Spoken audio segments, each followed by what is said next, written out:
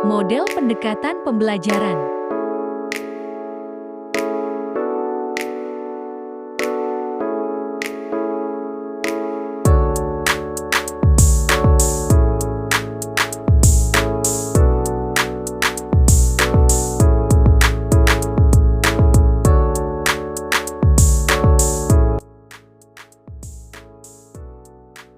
Macam-macam model pembelajaran. 1.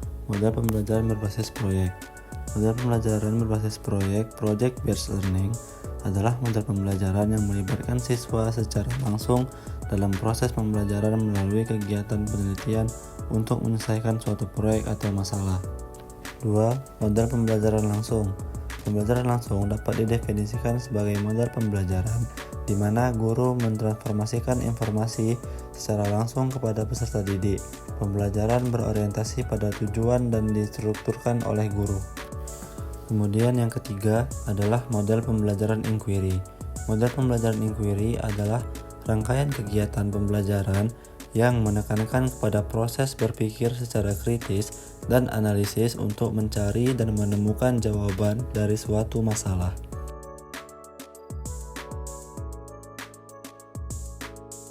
Manfaat pembelajaran berbasis proyek ada 5. Yang pertama, merangsang kreativitas peserta didik. Yang kedua, mendorong pembelajaran interaktif. Yang ketiga, berfokus pada peserta didik. Yang keempat, guru sebagai fasilitator. Yang kelima, mendorong peserta didik berpikir lebih kritis. Prinsip model pembelajaran berbasis proyek ada 5 macam. Yang pertama, investigasi konstruktif. Proyek harus disesuaikan dengan kemampuan peserta didik dan proyek yang dijalankan harus memberikan keterampilan dan pengetahuan baru bagi peserta didik. Yang kedua, otonomi. Aktivitas peserta didik sangat penting karena peserta didik sebagai pemberi keputusan dan berperan sebagai pencari solusi. Yang ketiga, realistis. Kegiatan peserta didik difokuskan pada pekerja yang serupa dengan situasi yang sebenarnya pada dunia nyata. Yang keempat, dikendalikan pertanyaan. Difokuskan pada pertanyaan atau permasalahan yang memicu peserta didik untuk menyelesaikan permasalahan dengan konsep, prinsip, dan ilmu pengetahuan yang sesuai. Yang kelima, terpusat. Pembelajaran berbasis proyek merupakan model pembelajaran terpusat pada peserta didik sehingga guru hanya tampil sebagai fasilitator. Tujuan pembelajaran langsung adalah untuk memaksimalkan penggunaan waktu belajar bagi peserta didik. Model pembelajaran langsung ini dirancang untuk menciptakan lingkungan belajar yang terstruktur dan berorientasi pada pencapaian akademik. Karakteristik model pembelajaran langsung terbagi menjadi 5 poin. Yang pertama, transformasi dan keterampilan secara langsung.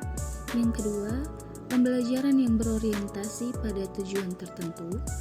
Yang ketiga, materi pembelajaran yang sudah terstruktur. Yang keempat, lingkungan belajar yang telah terstruktur.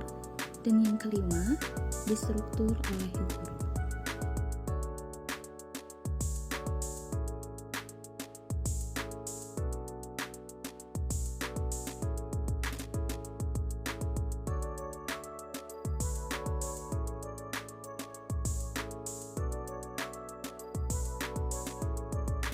Kelebihan model pembelajaran langsung terdapat 7 poin diantaranya. Yang pertama, guru mengendalikan isi materi sesuai urutan informasi yang diterima oleh siswa. 2. Dapat dilakukan secara efektif dalam kasus kecil maupun besar. 3. Dapat digunakan untuk menekankan poin-poin penting pada siswa. 4. Dapat menjadi cara efektif untuk mengajarkan informasi dan pengetahuan. 5. Dapat menjadi cara efektif untuk mengajarkan konsep keterampilan kepada siswa. 6. Dapat digunakan untuk membangun model pembelajaran dalam bidang tertentu. Dan 7. Karena metode ini identik dengan kegiatan mendengar, maka akan membantu siswa cocok dengan cara ini. Adapun kekurangan model pembelajaran langsung diantaranya yang pertama, model pembelajaran ini tentu fokus pada kemampuan siswa untuk mendengarkan, di mana tidak semua siswa memiliki kemampuan tersebut. 2. Sulit untuk mengatasi perbedaan tersebut. 3. Sulit bagi siswa untuk mengembangkan potensi mereka. 4. Guru harus siap secara mental dan fisik. Jika tidak, pembelajaran akan terhambat. 5. Guru yang memegang kendali terlalu tinggi akan berdampak negatif pada potensi siswa. 6.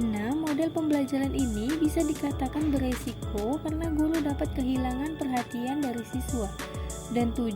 Jika terlalu sering digunakan, akan membuat siswa hilang rasa tanggung jawab akan pembelajaran mereka sendiri.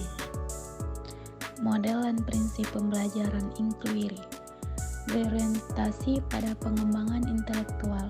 Tujuan utama dari model ini adalah mengembangkan kemampuan berpikir, kemudian interaksi. Guru dan siswa senantiasa ada proses interaksi agar mendukung siswa untuk kritis. Kemudian prinsip bertanya. Dalam situasi ini, guru sebagai penanya dan siswa akan menjawab pertanyaan. Itu sudah termasuk dalam proses inquiry. Kemudian proses belajar untuk berpikir. Belajar adalah proses berpikir, yaitu proses mengembangkan seluruh otak. Kemudian prinsip keterbukaan. Siswa diberikan kebebasan untuk berpikir sesuai dengan logika nalarnya. Karakteristik model pembelajaran inquiry. Pembelajaran inquiry menekankan kepada aktivitas siswa secara maksimal untuk mencari dan menemukan. Artinya, pembelajaran inquiry menempatkan siswa sebagai subjek belajar. Seluruh aktivitas siswa diarahkan untuk menemukan sendiri sesuatu yang dipertanyakan sehingga timbul rasa percaya diri. Memberikan kebebasan kepada siswa untuk berinisiatif dan bertindak. Kemudian mendorong siswa untuk berpikir intensif dan menemukan hipotesisnya sendiri. Macam-macam model pembelajaran inquiry. Model pembelajaran inquiry ada 2 macam, yaitu yang pertama inquiry induksi. Inquiry induksi adalah model inquiry yang menetapkan masalahnya ditentukan oleh siswa sendiri, sesuai dengan bahan atau materi yang akan diajarkan. Yang kedua ada inquiry deduksi. Inquiry deduksi adalah model inquiry yang permasalahannya berasal dari guru. Siswa dalam hal ini diminta untuk menemukan teori atau konsep yang digunakan dalam proses pemecahan masalah. Kelebihan dan kekurangan model pembelajaran inquiry. Adapun kelebihannya yaitu: yang pertama, model pembelajaran inquiry dapat memberikan ruang kepada siswa untuk belajar sesuai gaya mereka. Yang kedua, model pembelajaran ini dianggap sesuai dengan perkembangan psikologi belajar modern. Yang ketiga, model pembelajaran yang menekankan pengembangan aspek kognitif, efektif, dan psikomotorik secara seimbang. Yang keempat, dapat melayani kebutuhan siswa yang memiliki kemampuan di atas rata-rata. Adapun kekurangannya yaitu: yang pertama, sulit mengontrol kegiatan siswa. Yang kedua, sulit merencanakan pembelajaran. Yang ketiga, memerlukan waktu yang panjang dalam mengimplementasikannya. Dan yang keempat, berkemungkinan sulit diimplementasikan oleh guru.